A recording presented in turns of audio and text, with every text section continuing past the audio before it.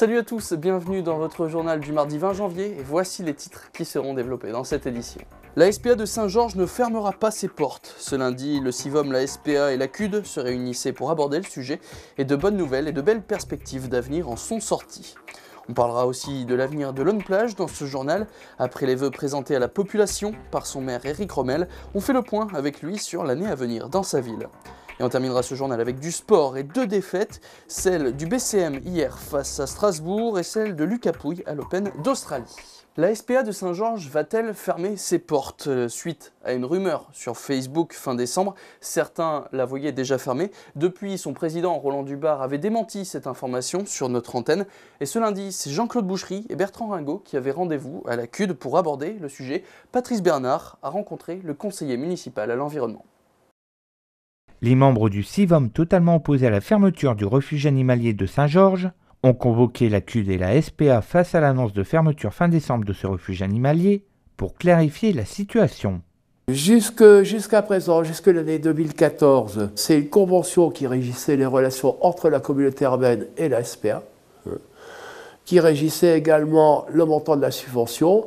Et cette convention précisait bien qu'il y avait environ 22 000 euros qui étaient réservés au recouvrement du loyer pour le refuge animalier de Saint-Georges. Sauf que ce 1er janvier, les règles du jeu ont changé. Maintenant, les prestations sont soumises à un marché public. Visiblement, dans l'évaluation du niveau du marché, eh bien, le refuge animalier de Saint-Georges a été totalement occulté, ce qui fait que la partie qui avant était payée par la communauté urbaine et qui servait à recouvrir les loyers plus les frais des fluides, eh bien n'est plus citée dans le texte qui est applicable à partir de janvier 2015. Pour le CIVOM, la présence du refuge de Saint-Georges est absolument nécessaire, puisqu'elle a la compétence de fourrière animale sur l'ouest de la CUD depuis 2003, que les pensions animalières fonctionnent très bien et qu'il y a un nombre d'adoptions conséquent. La prochaine séance, c'est de faire le bilan financier exact de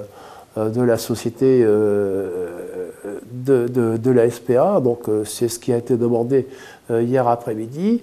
Et après de continuer à discuter avec le président de la communauté urbaine de façon à régler cette situation au mieux pour les uns et les autres. Donc nous allons travailler sur ces points, mais en tout cas il y a une chose qui est sûre, c'est que le refuge animalier de Saint-Georges ne ferme pas.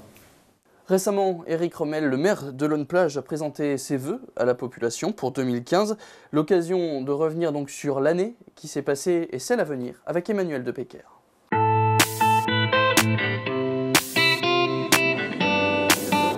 On a continué à travailler sur tout ce qui était circuit court. Ça, c'était un dossier important, c'est un dossier permanent. À chaque fois, on essaye de s'améliorer.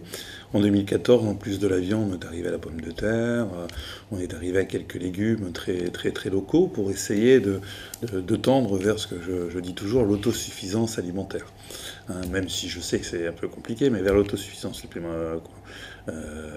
alimentaire. Donc ensuite, on a travaillé beaucoup avec les commerçants aussi, donc c'est un point fort de 2014, où vous voyez encore aujourd'hui avec une grosse communication commerciale sur les commerces de proximité, les commerçants locaux, sous le thème « Est-ce que vous connaissez vos commerçants ?» à peu près. Donc là, ça fait une grosse réussite aussi, on est en train d'avancer avec les commerçants.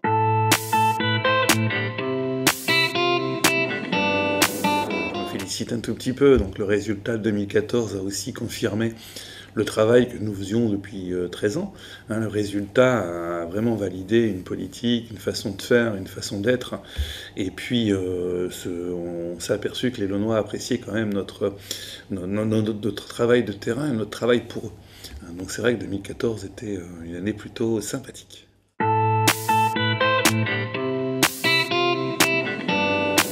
C'est la maison de la nature, qui va être un peu le point d'entrée et d'accueil du parc Galamé, mais qui est que le premier élément de tout un travail qui va être fait autour de la biodiversité.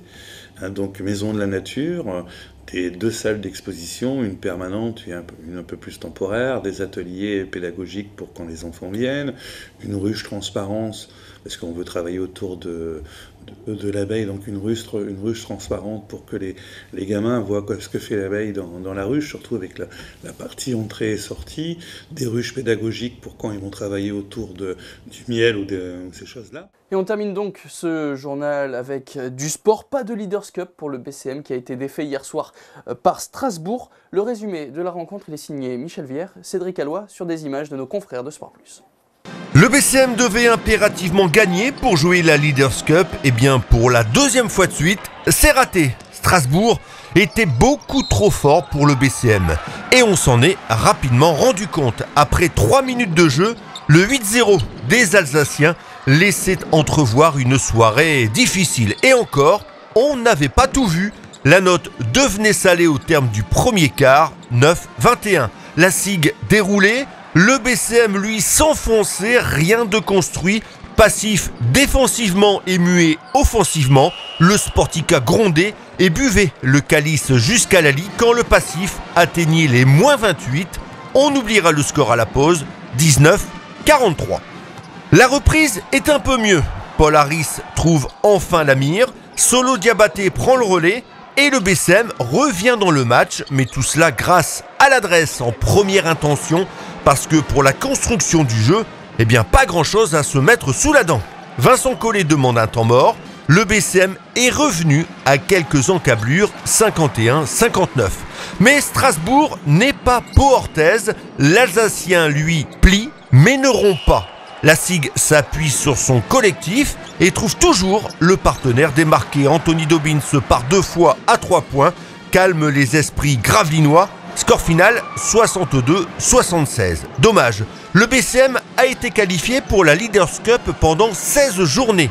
La 17e et dernière journée des matchs allés lui aura été fatale. Il faut se ressaisir les petits gars, sinon pour les playoffs, eh bien ce sera la même chose. Et un dernier mot de sport pour vous dire que Lucas Pouille a été éliminé au premier tour de l'Open d'Australie par Gaël Monfils, alors que le Launois menait 2-7 à rien, score final 7-6, 6-3. 4-6, 1-6, 4-6. Voilà, c'est la fin de ce journal. Merci à tous de l'avoir suivi. Tout de suite, vous avez rendez-vous avec votre plein phare. On part avec une patrouille pour le plan Vigipirate. Vous allez voir tout ce que ça implique dans Gravelines. Quant à nous, on se retrouve jeudi pour un nouveau JT. Très bonne soirée à tous sur Delta TV.